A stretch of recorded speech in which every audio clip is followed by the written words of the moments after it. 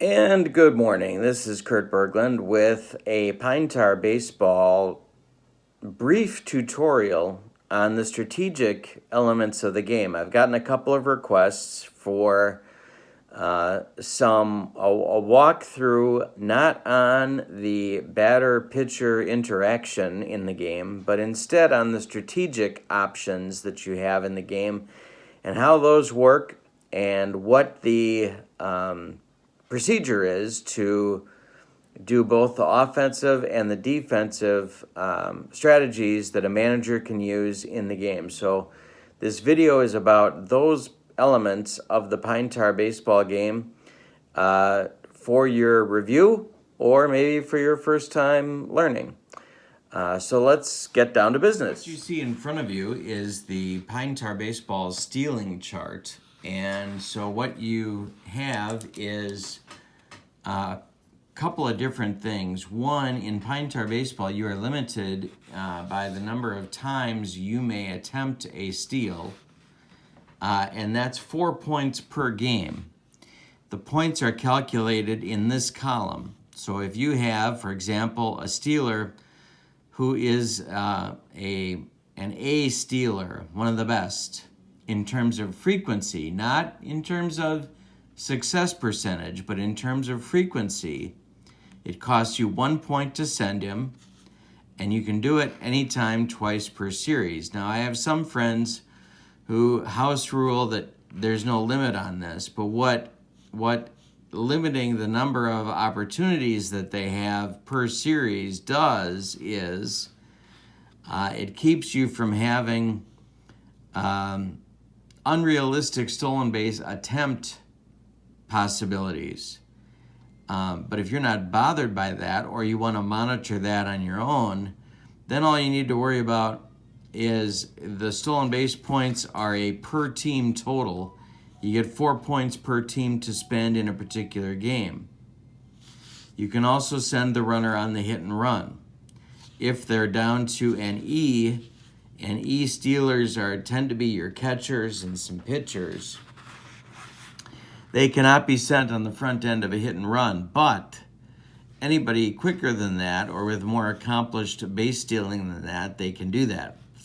So, costs you 2 points to send a B, 2 points to send a C, 3 points to send a D, and 3 points to send an E. If the grade is an N for a stealer, that is a pitcher, typically a pitcher, you cannot send them either on a hit and run or on a steal.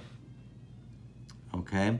So this is how the stolen base opportunities work. Now let's look at a particular card and see how this would apply in practice. What I'm doing now is I'm looking at the free set of cards that is available now on Pine Tar Baseball's website or Facebook page. I've turned into my mother. It's the face page. Are you on the face page right now? Oh my God. All right, so let's take Dick Lundy as our base runner at first base. He was a B stealer, so it's going to cost 2 points to send him. You can send him anytime, once per series. Then, once you decide you're going to send him, you know that his stolen base chance is 59. So from 0 to 59, he's safe. So he's got a 60% chance of being safe. But you're not done there, sports fans, because you have to add or subtract the catcher's arm from this total. So let's say the catcher's arm is a 0. That keeps him at 59. You send him with the B, and maybe you keep track on a score sheet of your 4 points that you have to send a base runner on a steal. And then you roll your 2 D10s, and you see where it comes up and if he's safe or out. That's all there is. You got 4 points to spend. This tells you how often you can send him, and this tells you his success probability. And that's it for stealing a base in Pine Tar Baseball. While we're looking at Dick Lundy's card, let's look at the sacrifice hit chance. You have an unlimited number of sacrifice hit attempts that you can do in Pine Tar. You have an unlimited number. And so you're looking at the batter's SHC, sacrifice hit chance. 69 is his 2d10 roll. 69 or less you would have to roll. So he's got a 70% chance of getting down the bunt successfully. Up here is his base running speed. F is the fastest, M is the middle, moderate, and S is for slow. 3 base running speeds, and we'll look at what that means in just a few minutes. All right, so those are, and then up here, we have color-coded the defensive range ratings. Green is the highest, it's proficient. Blue is the middle, it's neutral, and then red, or G, if we had one, and I'll find a G player here. We'll use Mule Suttles as our G player. He is a negative left fielder, G, negative left field. So everything is color-coded and matches the range ratings at the bottom. For errors, if you're doing an error check and the roll is a equal to or less than the player's EC, error chance, then the player commits the error.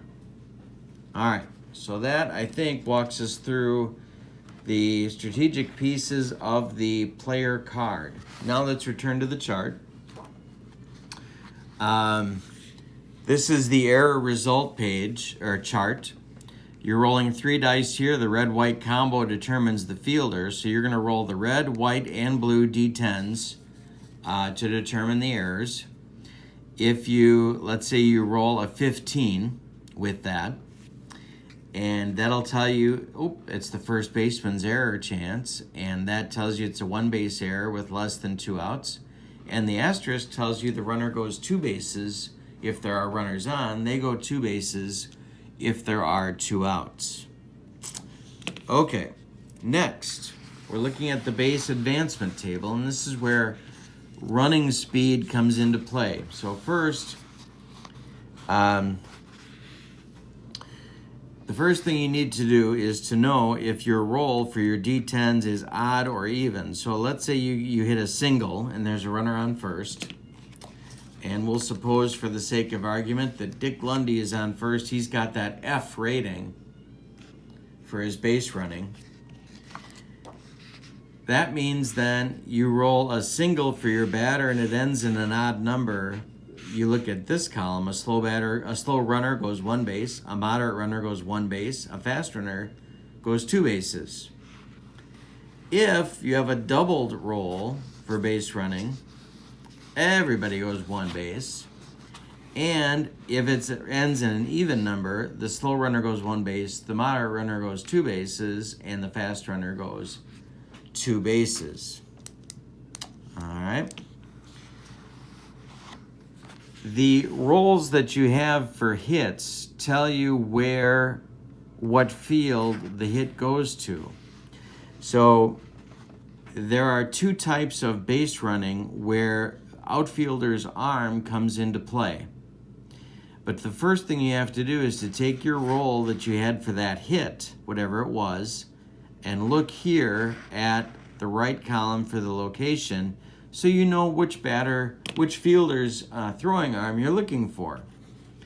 The only exception to that is if you roll a 19 for your hit, that's an infield hit where everybody advances 1 base, but the slow batter is out at first base from a grounder to the shortstop.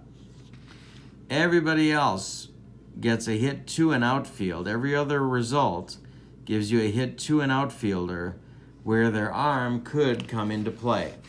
Let's look at how that works. This chart is the one you look at for that. So if you have a runner on second base, and just for fun, let's suppose that the hit goes to center field. So let's say maybe you roll a 21 and it's a single to center. Okay? Well, if you have a runner on second base, on that single to center, and the runner is an M or better, then they can score potentially on that single from first on a double or from second on a single. The offensive manager can make the choice to try and have the runner score from that base. Well, how do you know what you're rolling? Well, you have to find the outfielder's arm. So if we go back to the Negro League set that is available now on the Pine Tar face page, get to the face page, for the love of God, get to the face page. Oscar Charleston is an E, excellent throwing arm. That's where you find that in the box. All right, so Oscar Charleston fields the ball in center field. Now you come to this chart, and the E throwers, the E outfielders, shoot down that runner on a roll of for the 2 D10s and a roll of 0 to 20. 21 to 99, they're safe. 0 to 20, they're out.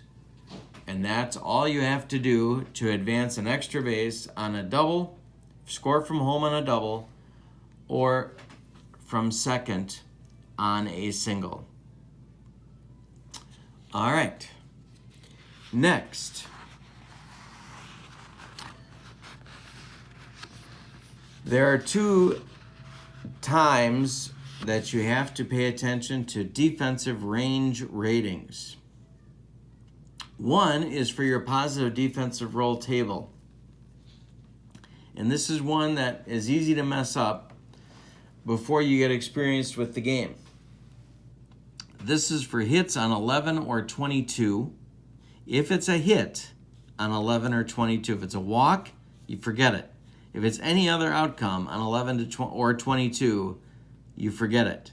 But if it's a hit on 11 or 22, the only way there can be an out is if, because notice what happens here, a positive defender, positive defense with the green label on the card, positive defender, I think I called it proficient a few minutes ago. It's positive defender. They get the out. If the defender is negative or neutral on the roll of 11 to 22, it's going to be a hit. And this tells you where the hit goes. The hit and the location. All right. So 11 to 22, you have to be positive defender to get the out. A second roll tells you where the hit went. But they have to be positive, or 11 to 22s remain hits. So this is a chance for a positive defensive play to take away a hit that would otherwise stand for that batter. There is also a negative defensive table. This takes a 66 or an 88, which are outs on the card, ground outs or fly outs on a roll of 66 to 88. Any position, you don't have to re-roll. You just keep the 66 or the 88 from the batter's card. If the batter is positive or neutral, there's no change, they are out. But if the batter has hit the ball on a 66 to an 80 or an 88, 66 or an 88, to a negative defender, it turns into a hit. So for this one, green or blue defenders, they're out. A red defender, the 66 or 88 turns into a hit. All right, and then this tells you how far they go.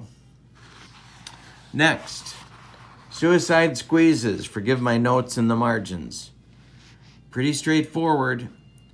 You subtract 25 from the batter's sacrifice hit value. So if we're coming back to Dick Lundy, 69 minus 25 takes us down to 45 as their suicide squeeze number. 69 minus 25 takes us to, I'm sorry, I can't even subtract. It goes to 44 as their suicide squeeze number. And then this, then you roll your 2 D10s and you look at your outcome. That's all you have to do for a suicide squeeze. For a sacrifice bunt, all you do is to take their base number. So for Dick Lundy, that's his 69. And then you roll your 2d10s and just read what the chart tells you. Pretty darn easy. All right. The rest of the charts on these two sides of this page are pretty straightforward. If you have a runner on first, you figure out where the hit goes to on the infield. The ground ball goes to one of these spots on the infield. You look at the white die value, the ones die, and you see what column it falls into, and you just do what it says there. So if it's hit to the first baseman and the white die is a 0 to 2, you got a 3-6-1 double play. Or if it's hit to the first baseman and the white die is a 5, you get a fielder's choice. They go 3 to 6, put the runner out. The R3A means the runner on third advances if there is one, if it's first and third. And this one, it would be runner on third holds. And then finally, runner advances. Everybody advances on a PO3 if the white die would be an 8 or a 9 and the hit was to the first baseman. And that's pretty quick and dirty. Same thing for the no runner on first. You had a runner on second, let's say, and you roll, and the white die is a 3, and it's hit to the pitcher. The runner on third holds. The batter's out at first. If it's a 0 and it's hit back to the pitcher, that lead runner is going to be out going for home. Now this brings us to a very important piece, and that is playing the infield in, which you can do in Pine Tar.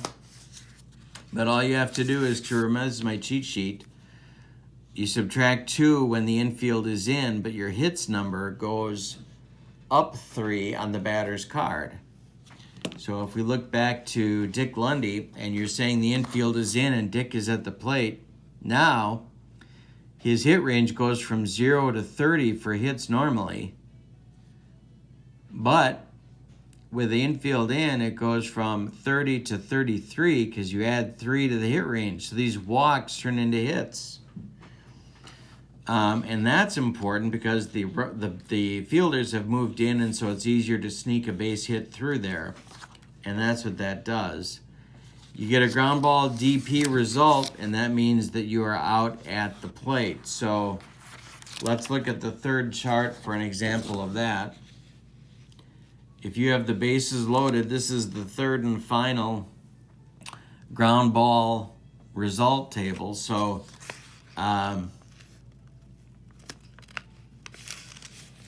you have the infield in, and let's say it's hit to the pitcher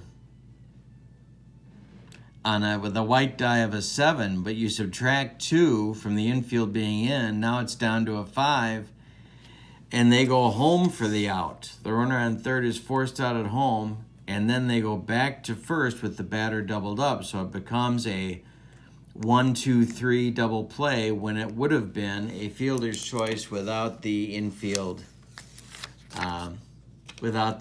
in. And that is pretty much it. The rest of these are reminders. If you want to hit and run, this is the process for doing the hit and run. You add 5 to the batter's roll. You add 4 to the white die on ground out rolls. So you avoid, basically what you do is if it's a ground out, you're adding 4. So you're taking it probably out of the double play scenario and moving it to a fielder's choice scenario on a ground out. This box tells you what to do and what the impact is if you do the hit and run. And then this is for pitchers. So if the starting pitcher allows 5 or more runs, this is what happens. If they allow 2 or less, this is what happens. If they allow 8 or more, you got to pull them. And if a reliever allows 3 or more, they have to be pulled as well. This is for injuries, which are handled after the game and are described really well, I think, in the instruction book. And then this is your pitcher modification table, and I think that I've gone over on the other tutorial. One additional piece I want to show you, later today or tomorrow at some point soon, I'm going to be getting up a sample sheet of manager cards. And one of the things that Pine Tar Baseball does that I think is so important is that they simulate manager decisions. And this is a project that I did about a year and a half ago. And so what I did was I researched manager tendencies. And again, I'm going to put a sheet of these guys online on the files section of the face page. For the love of God, get to the face page. I'm on face page right now. So what you do here is instead of the 4 points for stolen bases, for example, the manager's tendencies adjust the stolen base points you have to use. The hit and run points, which are normally at 2, can get adjusted. And impact for how hard they ride their starting pitchers is adjusted.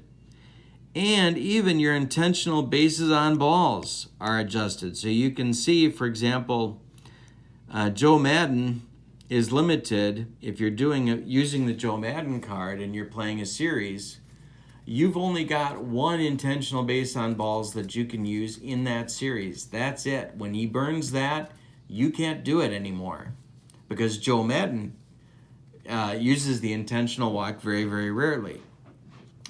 On the other hand, someone like John McNamara walked people left and right. I mean, basically, if you had a bat in your hands, you were liable to be walked. So he has a limit of 7 per series.